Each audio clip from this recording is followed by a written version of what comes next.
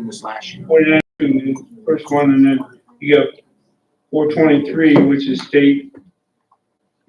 Yeah, it looks like it's a project. It looks like it was a loan this year. OWC. There was a loan this year. It was a state. OWC. So that's what, I guarantee you, they gave us 100,000, we spent 99,900, and that was $5 and change. Well, there was an interest where we said. And why we can't get rid of it is more ridiculous. I think we should vote to spend $4.11 to buy a lift something. Get rid of that line item and save paper. Well, then what about the one right below it? Zero. Yeah, that's. We're all live, just so you know. Okay.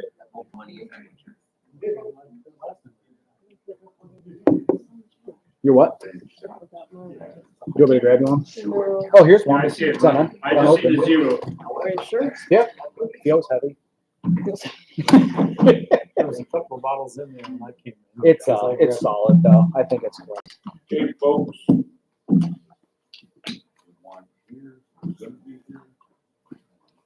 We've got.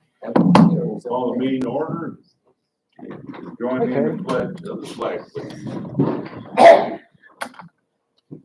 I Pledge allegiance to the flag of the United States of America and to the republic for which it stands, one nation, under God, indivisible, with liberty and justice for all.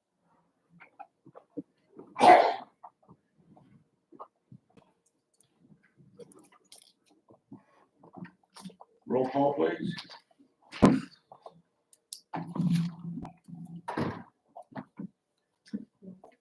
Bob Cook, Here.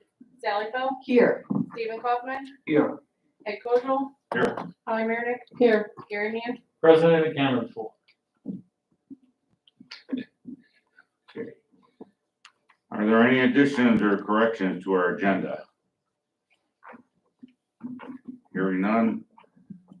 You all have the minutes of the previous meeting, April 1 work session, and our council meeting. Motion to approve. I move we approve all three. Second. There's only two. I move, well, no, April 1st work session and council meeting. no, two. I amend that to approve only two. I'll second the amendment. Roll call, please. Bob Cook, Yes. Sally Bell, Yes. Stephen Kaufman, Yes. Ed Kozel, Yes. Holly Meredith, Yes. Gary Mann. Yes.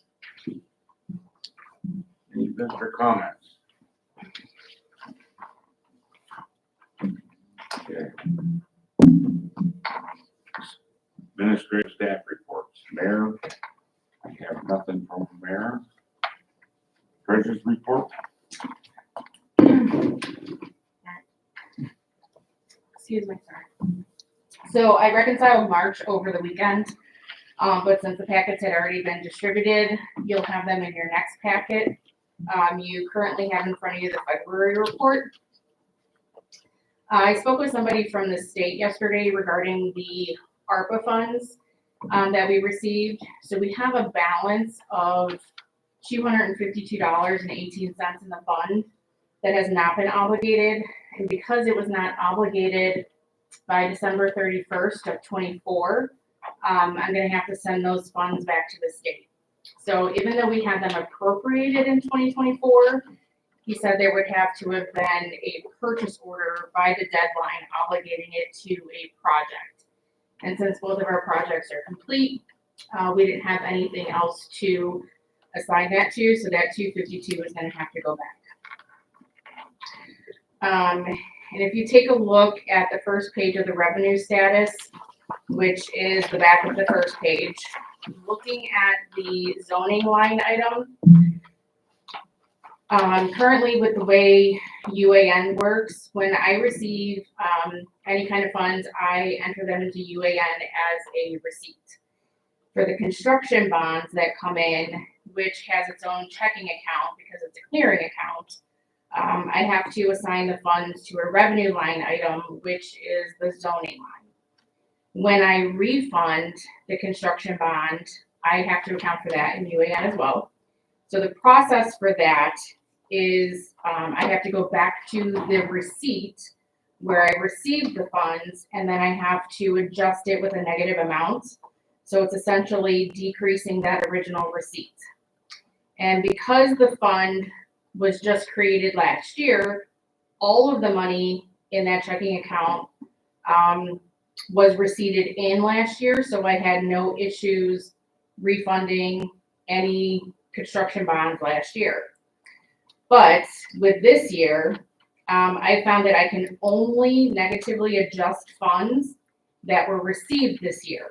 So, because I've only received $4,750 into the construction bond accounts, and so far I've had to refund $8,500 because if somebody did their construction bond last year, they completed it, I have to refund it this year. I have to do the adjustments differently. So I have to reach out to local government services about this. UAN only told me what I could do, not how to do it.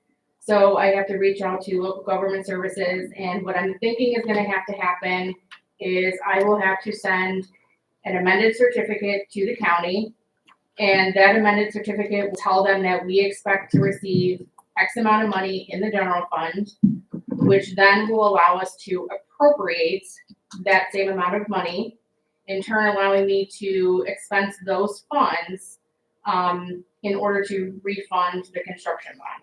So once I confirm how that has to be done and how I can handle that, we are going to have resolution come through with an amended certificate and additional appropriations.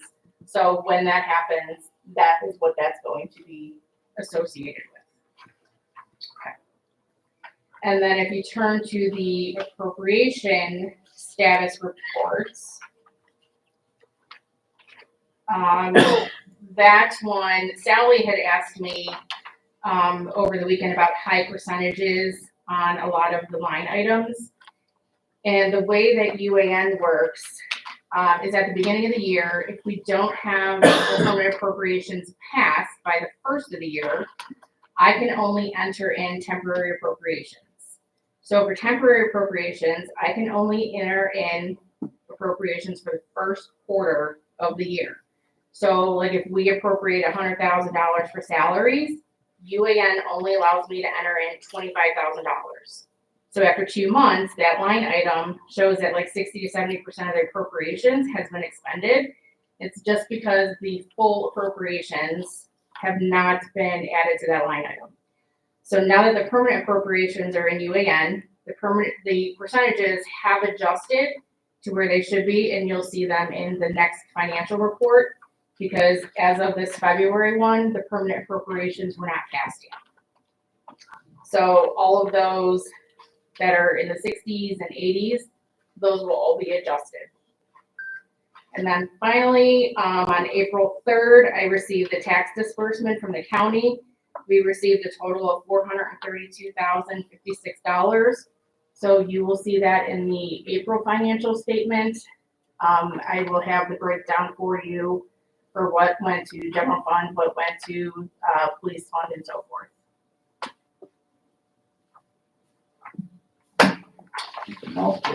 Yeah. Two questions for you. Yes, sir. I found the pooled balance on the lift station project of 411 in the appropriation. Is there any way of getting rid of that?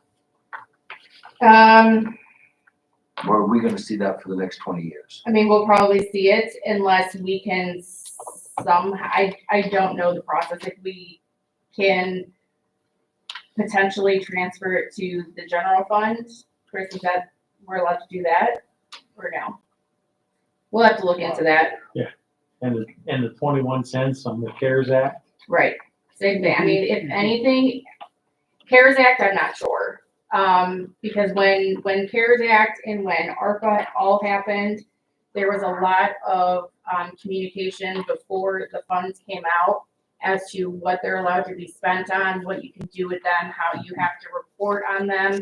And since that was all before I came into the office, I don't know what any of those conversations were. That's why I just learned about the ARPA yesterday and had to send that back. I'm not sure if the CARES Act is the same way, with that 21 cents, I'm not sure. So I can reach out to, Dennis and ask him if we can do anything with those, if we can put them into the general fund potentially. If anything, that's probably gonna be the only place that they can't go to. And I see our water infrastructure improvement fund 5701. I see a name, the capital, sewer capital improvement 4903, but it has nothing in it. Where are you looking right now? Fund status, page 1. Oh. Okay, so which ones? Well, I understand the water infrastructure improvement fund, okay? The capital improvement fund, why are we not loading money into that at this point? The sewer capital improvement fund? That one is the infrastructure that was just added on. So we were not collecting funds in February yet for that. So that's still gonna be at 0 until I think we got some in March. Just because of, like when some of the payments came through. But it will start showing probably in April, because I think they were just assessed to the March one, correct? Billing? Yes, yeah, they have not seen the 3% increase. The infrastructure the- fees have been associated as of last month. But they weren't in the February one, so you're not gonna see it on this financial statement. Okay, and do we have a fund number for the dam, which is, we voted to have the fund set, but we haven't, and we're just starting to collect. Is there a fund for that? That's gonna be the 4901.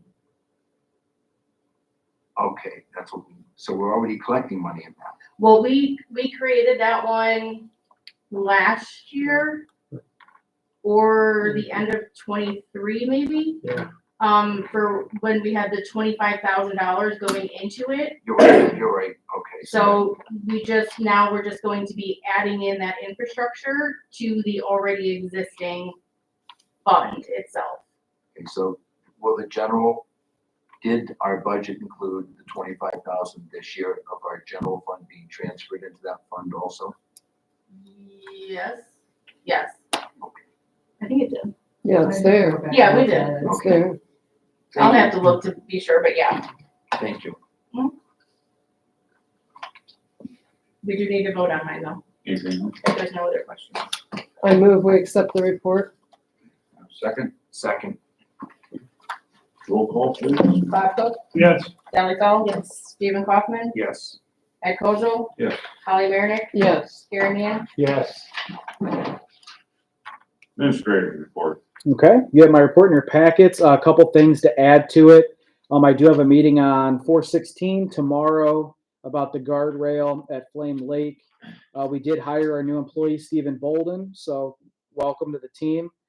Headworks project, it did get pushed to 7/1/25 as the completion date due to parts. We did find out that our 16 Dodge did have issues with something that they've previously worked on, and they're going to cover the replacement under warranty. So we're waiting to get that truck back.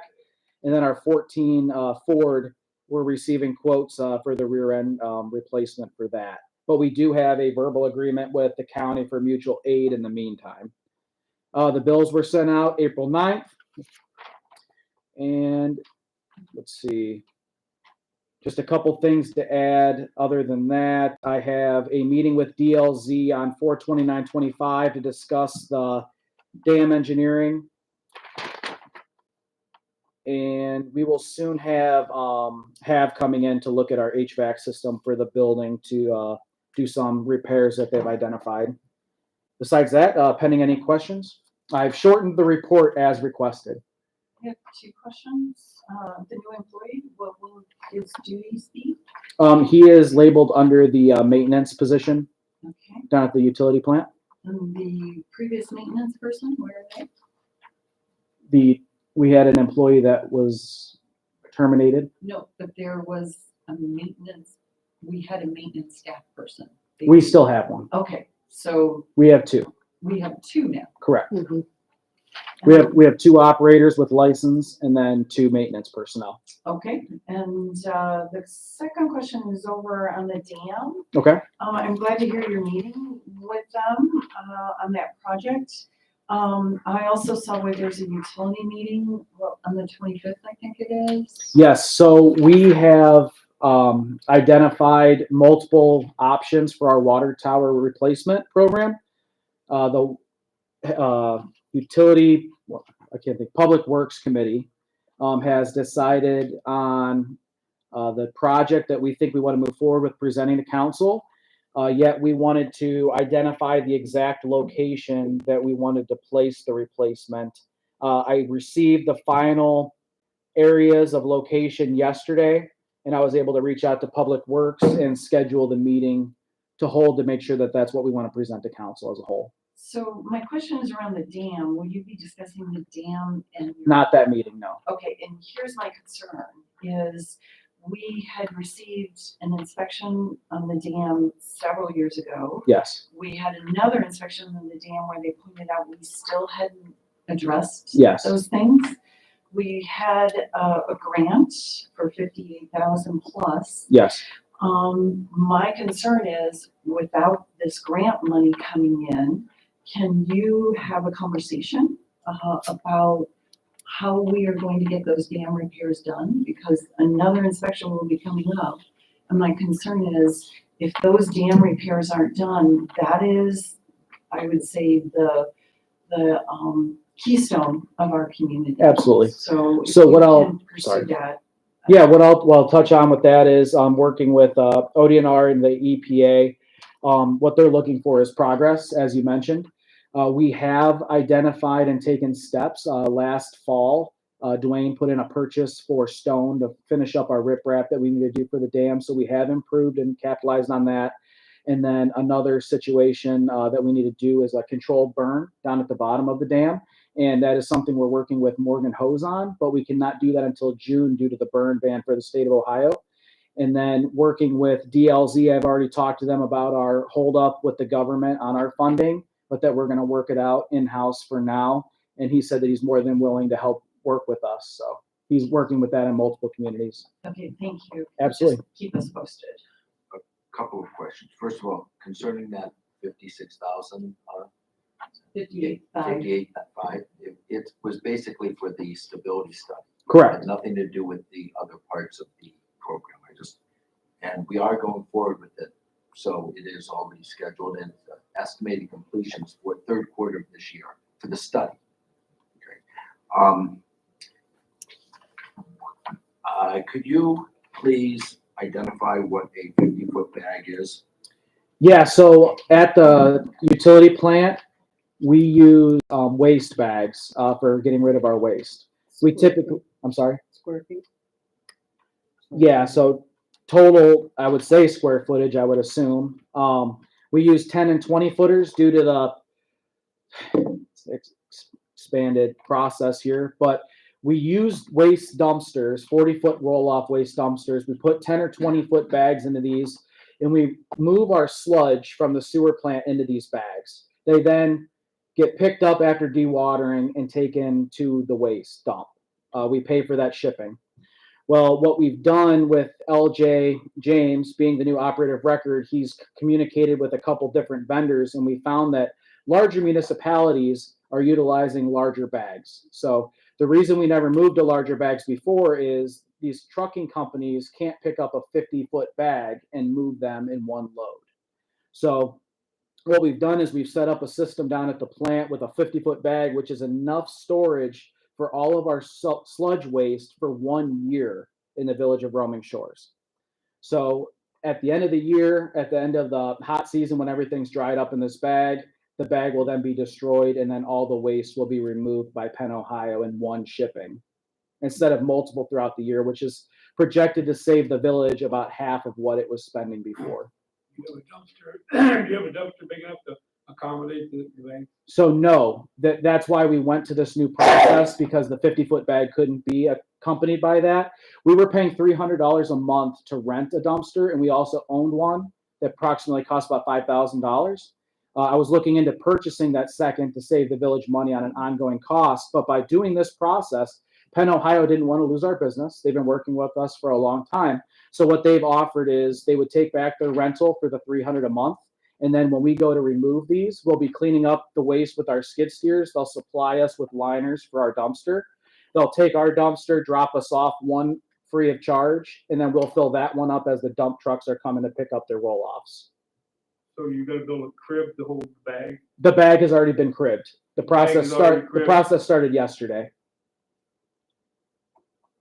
So is this just a savings for the village, or is it savings in labor savings? Savings dollars, savings labor. Savings dollars for the most part. So the way it goes, we were going about 30 bags, 10 to 20 footers per year. So with waste time, now with just one bag, we don't have to worry about if they can ship in or take out our dumpsters within certain amounts of time.